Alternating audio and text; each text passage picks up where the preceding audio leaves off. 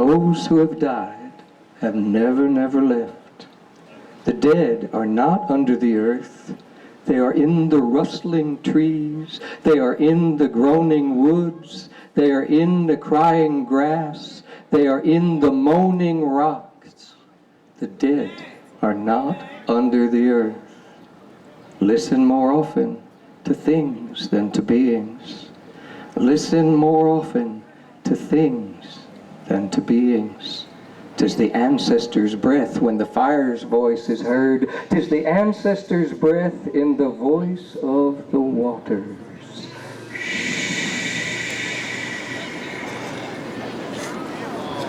This big old linden tree back here, the one that Bonnie said was 80 years old and is going to come down if we don't fight to make it not be a fountain.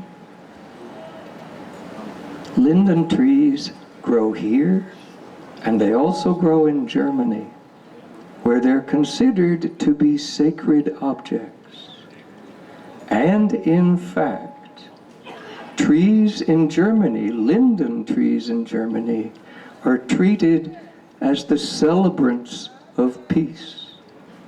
And there are linden trees in Germany that they try so hard to maintain that they build marble monuments to peace to support the limbs, to hold up the limbs of the linden trees. We had ourselves a little war with Germany, a couple of them, in a city here that's built with German folk. Ever wonder how that tree got here 80 years ago? And what does it do to who we are if that tree goes? They know how to treat a tree. They know how to treat a community. Read that next verse with me. Those who have died have never, never left. The dead have a pact with the living. They are in the woman's breast. They are in the wailing child. They are with us in our homes. They are with us in the crowd. The dead have a pact with the living. Listen more often to things than to beings. Listen more often to things than to beings. 'Tis the ancestor's breath when the fire's voice is heard. 'Tis the ancestor's breath in the voice of the waters. I was over, thank you for making that sound, I almost forgot. I was over cleaning up around the stump, trying to pick up glass there, because I'm going to try to do a little dance for you when we finally get over there.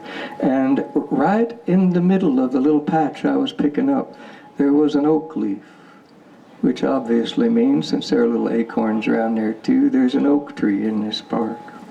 And I was thinking that last night I said to Barbara, that's Barbara, I said, what on earth am I going to tell these people tomorrow? And she said, tell them Gregory Bateson's story about New College at Oxford in England. So I will. Gregory Bateson said, and he claimed it was true, that when the New College in Oxford, which is called New College because for Oxford in England it was fairly new. It was built in the 16th century, that would be in the 1500s. About 1980 something, somebody with too much time on his hands, probably an entomologist, those are those guys who study bugs, climbed way up in the rafters of the dining hall at New College, and he had his jackknife with him, and he started digging in the rafters, and he noticed that there were beetles in the rafters. And he came down all upset because that meant the roof on this dining hall was going to collapse. He told people, everybody panicked, nobody knew quite what to do. They didn't know where they would ever get rafters that size again. There's no beams that big. There haven't been beams that big for the 400 years that this college has been here. What are we going to do? One of the fairly smart graduate students said, well, we could talk to the college forester. Turns out in England, the colleges keep little patches of forests around the country. So they did. They talked to the forester, who scratched his head and said, well, we've been expecting you to call. You know, oak gets a little bit beetly after about 375 years. We've been wondering when you're going to need new beams. There's an entire stand of oak trees that has been passed down for 400 years from college forester to college forester. Said, don't cut those trees. Those are for the beams in New College at Oxford, because one day they're going to get beetly. So they went and got them, and they got their new beams. Now that is the way you treat a tree, and that is the way you treat a community. Read that little chorus with me one more time, and then we'll take a quick walk. Listen more often to things than to beings. Listen more often to things than to beings. 'Tis the ancestor's breath when the fire's voice is heard. 'Tis the ancestor's breath in the voice of the waters.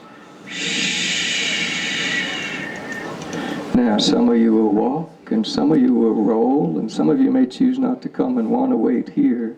We're going to go over there and do a little ceremony, and then we're going to come back over here and do a little ceremony.